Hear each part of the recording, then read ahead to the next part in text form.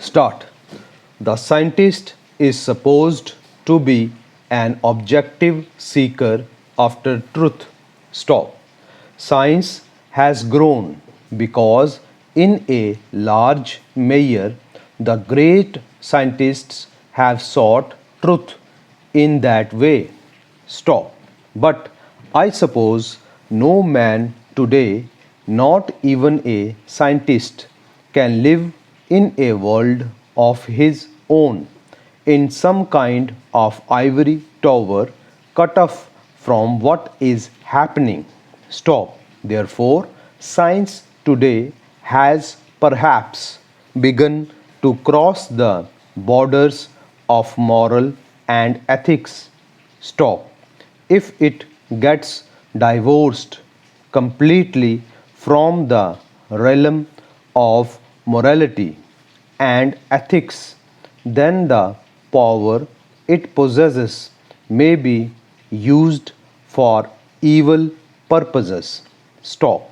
But above all, if it ties itself to the gospel of hatred and violence, then undoubtedly it will have taken a wrong direction which will bring much peril to the world. Stop. I plead with the scientists here and elsewhere to remember that the scientific spirit is essentially one of tolerance, one of humanity, one of realization that somebody else may also have a bit of the truth. Stop. Scientists should note that they do not have a monopoly of the truth, that nobody has a monopoly, no country, no people, no book. Stop.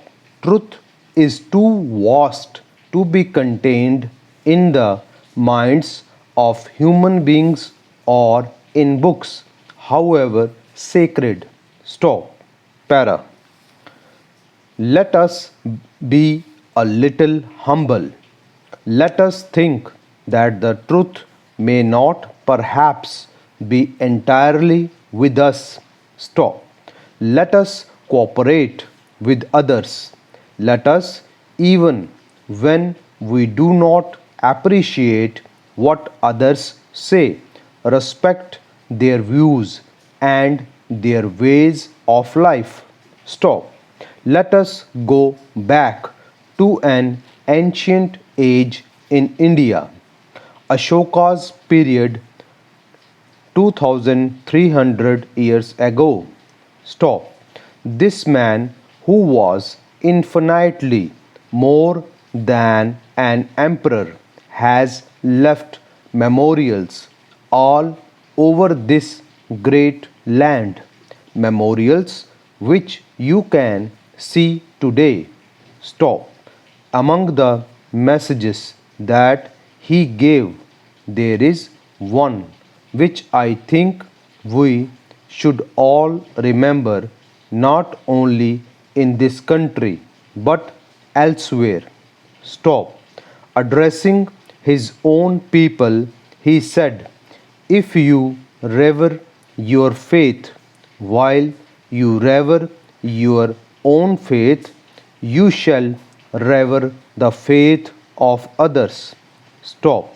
In reverencing the faith of others, you will exalt your own faith and will get your own faith honored by others.